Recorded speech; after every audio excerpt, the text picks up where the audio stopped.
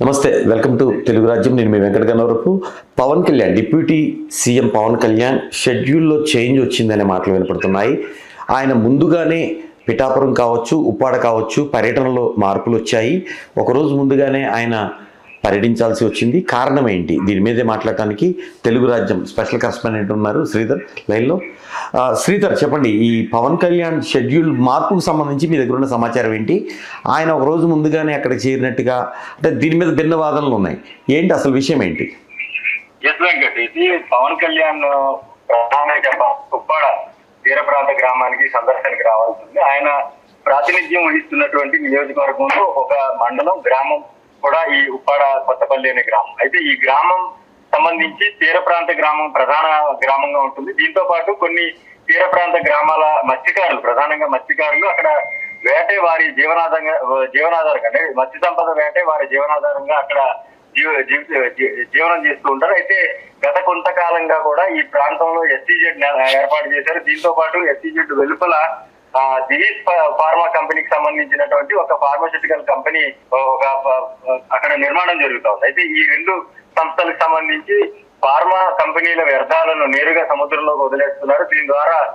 దీనివల్ల తమ జీవితం చాలా చిన్నాభిన్నం అవుతా ఉంది. మత్స్య సంపద, వాళ్ళకి తరచూ లభించేటువంటి మత్స్య సంపద, వాళ్ళ ఆదాయం కూడా తగ్గిపోతుంది అనేది మత్స్యకారుల యొక్క ఆందోళన చేస్తా ఉన్నారు. గత నెలలో చూసుకుంటే దాదాపుగా 3 రోజుల పాటు గ్రామాలన్నింటినీ, తీర ప్రాంత గ్రామాలన్నింటినీ కూడా దిగ్బంధనం చేశారు. ఎవరిని కూడా రాకపోకలు రానివ్వకుండా పెద్ద ఎత్తున ఈ ఉప్పాడ మత్స్యకారులు ఆందోళన చేసిన పరిస్థితి. ఆ సమయంలో జిల్లా కలెక్టర్ కావచ్చు, జిల్లా అధికారి యంత్రాంగం అంతా కూడా మత్స్యకారులు నచ్చజెప్పే ప్రయత్నం చేశారు.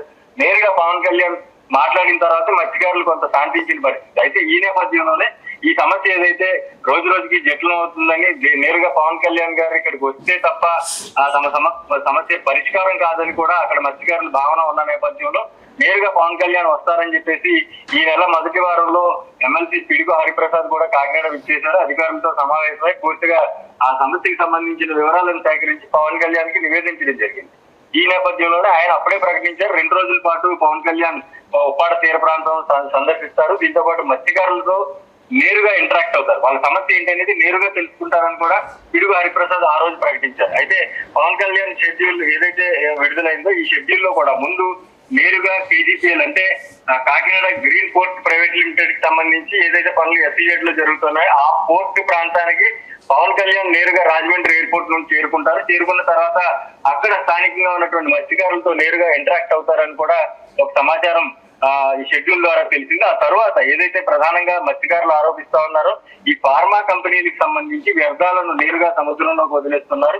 ఈ సముద్రంలో వదిలేస్తున్న ప్రాంతంలో మొత్తం ఆ ప్రాంతం అంతా కూడా మొత్తం కలుషితం అయిపోయింది. దీనివల్ల అక్కడ మత్స్య సంపద సరిపోవడమే కాదు, పూర్తిగా మత్స్య సంపదకు వేటకు వెళ్ళిన కొంతమంది మత్స్యకారులు కూడా అనారోగ్యం పాలవుతున్నారు అనేది ప్రధాన ఆరోపణ. ఈ ప్రాంతానికి కూడా పవన్ కళ్యాణ్ వెళ్లి సందర్శిస్తారు. సందర్శించిన తర్వాత అక్కడ నుంచి వచ్చిన తర్వాత ఎటువంటి చర్యలు తీసుకోవాలి, ఈ ఫార్మా కంపెనీలకి ఎటువంటి చర్యలు తీసుకోవడంతో పాటు ఎటువంటి దిశానిర్దేశం చేయాలని కూడా పవన్ కళ్యాణ్ స్పష్టంగా ప్రకటిస్తారని చెప్పారు. అయితే ముందుగా ప్రకటించిన షెడ్యూల్ కొద్ది గంటల వ్యవధిలోనే మారింది. ఈ మారిన షెడ్యూల్ ప్రకారం చూసుకుంటే పవన్ కళ్యాణ్ కాకినాడ కలెక్టరేట్ లో అధికారులు, కొంతమంది ఈ మత్స్యకార సంఘాల నాయకులతో పాటు అక్కడ స్థానికంగా ఉన్నటువంటి ప్రజాప్రతినిధులతో మీటింగ్ ఏర్పాటు చేసిన తర్వాత ఉప్పాడ వెళ్లి అక్కడ బహిరంగ సభలో ప్రసంగించేలాగా షెడ్యూల్ మార్పు జరిగింది. అయితే దీని మీద 2 భిన్నమైన వాదనలు వినిపిస్తా ఉన్నాయి. ఎందుకంటే ముందు చెప్పిన షెడ్యూల్ గంటల వ్యవధిలోనే మారిన నేపథ్యంలో అక్కడ ఉన్నటువంటి కార్పొరేట్ సంస్థలు కొంత ప్రభుత్వం మీద ఒత్తిడి తెచ్చాయి.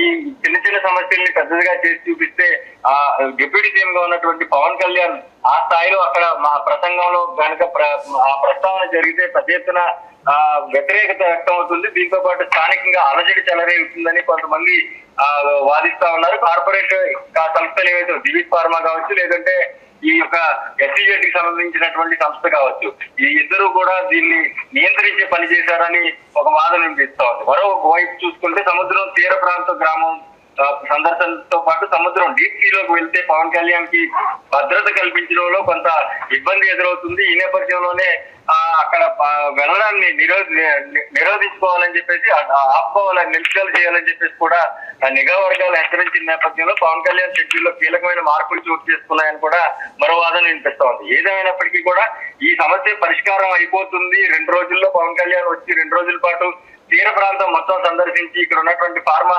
పరిశ్రమల వల్ల ఎటువంటి వ్యర్థాలు అయితే సముద్రంలోకి విడుదల చేస్తున్నారు, దీని మీద సమస్యకి పరిష్కారం ఏర్పాటవుతుంది, పరిష్కారం తక్షణమే లభిస్తుందని మత్స్యకారులంతా భావించారు. కానీ నిన్న పవన్ కళ్యాణ్ ప్రసంగంలో పూర్తిగా దాని మీద అవగాహన చేసుకున్నాను. కానీ నాకు కొంత సమయం ఇవ్వాలి, సుమారుగా 100 రోజులు సమయం ఇస్తే దీన్ని ఒక చక్కని పరిష్కారం చూపిస్తానని కూడా పవన్ కళ్యాణ్ ప్రకటించారు. దీని మీద ప్రస్తుతం అయితే పవన్ కళ్యాణ్ టూర్ షెడ్యూల్ లో మార్పు రావడం మాత్రం అటు మత్స్యకార వర్గాల నుంచి అటు ఇతర సామాజిక వర్గాలు అంటే మత్స్యకారులతో పాటు అక్కడ చేనేత కార్మికులు కూడా పెద్ద ఎత్తున ఉంటూ ఉంటారు. ఈ 2 సామాజిక వర్గాలతో పాటు మిగతా సామాజిక వర్గాల్లో కూడా ఒకవేళ పవన్ కళ్యాణ్ కానీ ప్రభుత్వాన్ని కానీ ఇలా ఈ కార్పొరేట్ శక్తులు దృష్టి మరలు చేయాలనే వాదన పెద్ద ఎత్తున వినిపిస్తా ఉంది వెంకట్. అయితే ఇప్పుడు ఏదైతే ఆయన షెడ్యూల్లో మార్పులు వచ్చినప్పటికీ అధికారులతో కలెక్టరేట్లో రివ్యూ చేసిన తర్వాత బయటకు వచ్చి రైతుల దగ్గర మాట్లాడే ప్రసంగం కామెంట్ చేయకపోవటం, ఆయన ఏదైతే స్టేట్మెంట్ ఇవ్వకపోవటం ఒకటి. రెండవది ఆయన మాట్లాడే క్రమంలో మత్స్యకారులతో మాట్లాడే క్రమంలో ఏదైతే పరిశ్రమ ద్వారా వ్యర్థాలు వస్తున్నాయో ఆ పరిశ్రమ మా ప్రభుత్వంలో స్థాపించింది కాదు, గత ప్రభుత్వం వైసీపీ హయాంలో స్థాపించిందనే వెనక సోషల్ మీడియా అయితే పెద్ద ఎత్తున విమర్శలు ఎదుర్కొంటున్నారు. దీని మీద మీకు తెలిసిన సమాచారం చెప్పండి.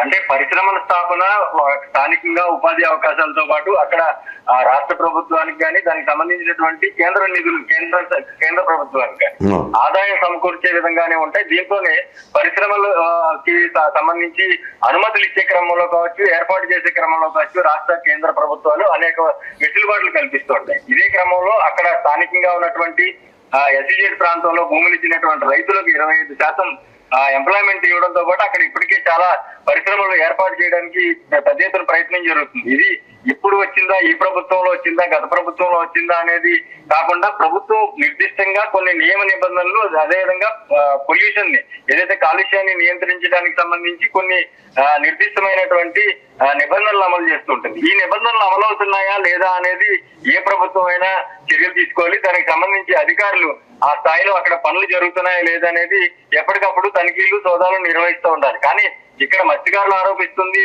కేవలం ఆ పరిశ్రమ నుంచి వస్తున్నటువంటి వ్యర్థాల వల్ల తమ జీవనాధారమైనటువంటి ఫిషింగ్ చేసుకోవడానికి అనుకూలంగా లేదనేది వాదిస్తా ఉన్నారు. అయితే ఏ ప్రభుత్వంలో ఇది అమలయ్యింది లేదు, ఏ ప్రభుత్వంలో ఈ పరిశ్రమ స్థాపించబడింది అనేది ఇప్పుడు ఇక్కడ సమస్య కానే కాదు. ఎందుకంటే దానికి అన్ని అనుమతులు ఇచ్చిన తర్వాతే వాళ్ళు అక్కడ ప్రొడక్షన్ స్టార్ట్ చేశారు. అన్ని అనుమతులు ఇచ్చిన తర్వాతే దాన్ని నిర్మాణం అంటే ఇక్కడ 2 పరిశ్రమలు ఉన్నాయి. ఒకటి దివీస్, రెండోది ఎస్ఈజెడ్ కి సంబంధించినటువంటి లిపియస్ ఫార్మా అనే పరిశ్రమ ఉంది. ఈ 2 ఫార్మా పరిశ్రమలకు సంబంధించి గత ప్రభుత్వంలో కాదు అంతకు ముందు నుంచి కూడా ఎస్ఈజెడ్ అనేది దాదాపుగా 2004 సంవత్సరంలో దీన్ని నిర్మించారు. ఎస్ఈజెడ్ ప్రాంతానికి పూర్తిగా ఈ ప్రాంతం నుంచి భూసేకరణ జరగాలి, ఈ ప్రాంతం అనువుగా ఉంది పరిశ్రమ స్థాపనకి అనే ఉద్దేశంతో ఇక్కడ నుంచి తీసుకురావడం జరిగింది.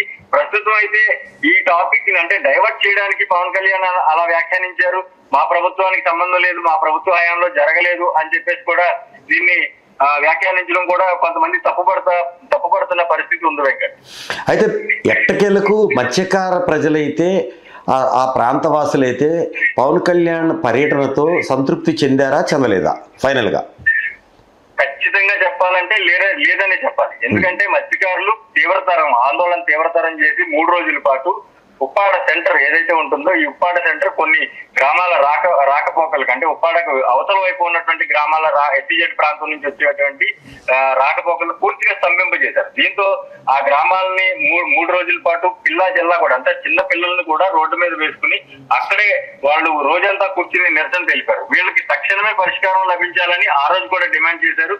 ఆ సమయంలో జిల్లా కలెక్టర్ కావచ్చు లేదా జిల్లా అధికారి యంత్రాంగం కావచ్చు, ఫిషరీస్ అధికారులు అక్కడికి వెళ్లి వారికి నచ్చ చెప్పే ప్రయత్నం చేసినప్పటికీ వాళ్ళు సత్యమేర ఎక్కడ అంగీకరించలేదు. పవన్ కళ్యాణ్ రావాల్సింది, తమ సమస్య పరిష్కరించాల్సిందే అని చెప్పేసి కూడా 3 రోజుల పాటు డిమాండ్ చేసిన పరిస్థితి అక్కడ చూసాం. అయితే ఆ రోజు పవన్ కళ్యాణ్ అక్కడి నుంచి ఫోన్ లో మాట్లాడుతూ దాన్ని ఒక వీడియో రూపంలో కూడా అక్కడ ప్రదర్శించడంతో గత నెలలో జరిగినటువంటి ఈ ఆందోళన కార్యక్రమాన్ని అప్పటికప్పుడైతే విరమించుకున్నారు. కానీ పవన్ కళ్యాణ్ ఆ రోజు చెప్పింది ఏంటి, నేను వస్తాను, మీ ప్రాంతంలోకి వస్తాను, ఖచ్చితంగా ఆ ప్రాంతం నా శాసనసభ పరిధిలో ఉంది కాబట్టి నేను అక్కడికే వస్తాను, అక్కడికి అసెంబ్లీ పరిధిలో ఉంది కాబట్టి అక్కడికే వచ్చి నేను మొత్తం మీరు ఏదైతే చెప్తా ఉన్నారో దీన్ని నేను క్షుణ్ణంగా విన్న తర్వాత దీనికి ఖచ్చితంగా చర్యలు ఉంటాయని చెప్పేసి కూడా దానికి ఆయన ప్రకటించడం జరిగింది. కానీ పవన్ కళ్యాణ్ షెడ్యూల్ని మారే విధంగా ఆయన మత్స్యకారులకు హామీ ఇవ్వకుండా ఉండే విధంగా నియంత్రించింది ఎవరు అనుకోవాలి? ఇక్కడ సమస్య ఏంటంటే ఒక సంస్థ ఎస్సీజెడ్ అనేది ప్రస్తుతం ఎస్సీజెడ్ ఎవరి హయాంలో ఉందనేది పరిశీలించుకుంటే అది ఈ ఫార్మా కంపెనీకి సంబంధించి ఎస్సీజెడ్ తో పాటు ఒక దివిస్ ఫార్మా, ఈ రెండు కూడా దిగ్గజ కంపెనీలే. పెద్ద ఎత్తున కార్పొరేట్ సోషల్ రెస్పాన్సిబిలిటీ తరఫున ఈ ప్రాంతంలో కొంత వాళ్ళు పనిచేస్తూ ఉంటారు. దీంతో పాటు అరబిందో ఫార్మా ఏదైతే ఉందో, అరబిందో ఫార్మాకి సంబంధించి ఎస్సీజెడ్ వాళ్ళ చేతుల్లో ఉంది. దీంతో కొంత దాని నుంచి వీళ్ళు ప్రభుత్వంకి వ్యతిరేకంగా, అంటే గత ప్రభుత్వానికి వీళ్ళు చాలా అనుకూలంగా అరబిందో ఫార్మా వాళ్ళు వ్యవహరించిన నేపథ్యంలో వాళ్ళ మీద కొంత కక్షపూరితంగా ప్రభుత్వం వ్యవహరిస్తుంది అనే ఒక వాదన కూడా వినిపిస్తా ఉంది గతం నుంచి. ఎందుకంటే పెద్ద ఎత్తున రాష్ట్రంలో గత ప్రభుత్వంలో నష్టం జరిగింది, ఏర్పాటు చేస్తాం, ఇండస్ట్రీస్ నిర్మిస్తాం, పెద్ద ఎత్తున ప్రోత్సహిస్తాం అని చెప్తా ఉన్నప్పటికీ దాదాపుగా ఇక్కడ 6,000 ఎకరాలు ఖాళీగా ఉన్నా కానీ ఇప్పటి వరకు సంవత్సరం దాటింది, దాదాపుగా 15 నెలలు 16 నెలలు అవుతుంది ప్రభుత్వం ఏర్పాటయ్యి. కానీ ఈ ప్రాంతంలో ఒక పరిశ్రమ ఏర్పాటు చేయడానికి కూడా ఎక్కడ చర్యలు తీసుకోలేదనేది స్థానికంగా వినిపిస్తున్నటువంటి మాట. ఈ గతంలో మనం కేంద్ర మంత్రి పరిశ్రమల శాఖ మంత్రిని శ్రీనివాసవరం అడిగిన సందర్భంలో కూడా ఆయనకు కూడా పూర్తిగా అవగాహన లేదని చెప్పడం కూడా మనం ఈ సందర్భంగా గుర్తు చేసుకోవాల్సి ఉంటుంది. ఎందుకంటే అరబిందో ఫార్మాకి సంబంధించి ఎస్సీజెడ్ ఉన్న నేపథ్యంలో, వాళ్ళ యాజమాన్యం కింద ఉన్న నేపథ్యంలో ఇక్కడ పరిశ్రమలు రావడాన్ని కొంత ప్రభుత్వం కూడా చూసి చూడనట్టు వ్యవహరిస్తుందా, లేదా యాజమాన్య మార్పు ఏమన్నా కోరుకుంటుందా అనే ఒక వాదన కూడా వినిపిస్తుంది. ఎందుకంటే ఎస్సీజెడ్ అనేది ఇప్పటి వరకు 3 చేతులు మారింది. ఇప్పుడు 3వ సంస్థ దీన్ని నిర్వహిస్తున్న పరిస్థితి. 3వ సంస్థగా అరబిందో ఫార్మా ఉంది. అరబిందో ఫార్మా ఎప్పుడైతే గత ప్రభుత్వానికి అటు విజయసాయి రెడ్డి గారికి కూడా బంధువులు కావడంతో కొంత ఈ వ్యవహారం అయితే ప్రస్తుతం 16-17 నెలలుగా కూడా ప్రభుత్వం ఏర్పాటైన దగ్గర నుంచి కొంత స్తబ్దుగానే ఉంది ఈ ప్రాంతంలో. అయితే గత ప్రభుత్వంలోనే నిర్మించినటువంటి లిపియస్ ఫార్మా మాత్రం ప్రస్తుతం కొనసాగుతున్న పరిస్థితి కనిపిస్తోంది. అయితే దివిస్ ఫార్మాకి సంబంధించి ఒక కొద్ది నెలల్లో దీని పూర్తి నిర్మాణం పూర్తయి పూర్తిగా ఇక్కడ ప్రొడక్షన్ కూడా స్టార్ట్ అవుతున్న నేపథ్యంలో మత్స్యకారుల ఆందోళన మాత్రం ప్రస్తుతం ఈ ప్రాంతంలో కొంత అలజడులు రేకిస్తా ఉన్న పరిస్థితి ఉంది. దగ్గర right, thank you Sridhar. Right, ఓవరాల్గా అయితే మా కరెస్పాండెంట్ శ్రీధర్ చెప్తున్న దాని ప్రకారం అక్కడ పవన్ కళ్యాణ్ వచ్చి మత్స్యకారులకు కొంత ఊరట కలిగించి వారి సమస్య తెలుసుకొని సమస్యకు పరిష్కారం దిశగా అడుగులు వేసి అది టూర్ షెడ్యూల్. కానీ ఇక్కడ ఏం జరిగింది, ఆయన డైరెక్ట్గా మత్స్యకారులు కలవకుండా 2 రోజుల షెడ్యూల్ను ఒక రోజు కుదించడం, ఆ ఒక రోజు షెడ్యూల్లో కూడా మత్స్యకారులను కలవకుండా ఆయన రివ్యూ చేయటం అధికారులతో. మత్స్యకారులను కలిసిన తర్వాత అయినా అక్కడున్న ఫ్యాక్టరీ మీద ఈ పరిశ్రమ ఇప్పుడున్న ప్రభుత్వం ఏర్పాటు చేసింది కాదు, గత ప్రభుత్వ హయాంలో ఏర్పాటు చేసిందంటాం. ఎంత కొంత టూర్ షెడ్యూల్ అవడానికి అనేక రీజన్స్ కనబడుతున్నాయి. సో కొంత మత్స్యకారులు అంత సంతృప్తిగా లేరు పవన్ కళ్యాణ్ పర్యటన మీద. ఆయన వస్తే ఖచ్చితంగా వారికి ఏదైతే ఇబ్బంది ఉందో అక్కడున్న వ్యర్థాలు ఆ సముద్రంలోకి రావటం, అక్కడ చేపలు చనిపోవటం, వేరేకి వేట లేకుండా పోవటం, ఇది వాళ్ళకున్న ప్రాబ్లం. ఆయన వస్తే నెరవేరుస్తాడు అన్న ఒక ఆశ ఉండేది. ఆయన వచ్చినా కూడా నెరవేరలేదు, అంటే ఆయన టైం కావాలని కోరటం జరిగింది. పూర్తిగా ఆయన అడ్రస్ చేయలేదు అనేది అయితే వాళ్ళలో భావన ఉంది. Thank you. హలో, తెలుగు రాజ్యం ఛానల్ చూస్తున్నారా? సామాజిక రాజకీయ జీవన చిత్రణే తెలుగు రాజ్యం. అతిశయోక్తులు అసత్యాలు ఉండవు. రాజకీయ కోణం కాదు, ప్రజా కోణమే కొలబద్ద. తెలుగు రాజ్యం వీక్షణ మీ ఉత్తమ అభిరుచికి నిదర్శనం.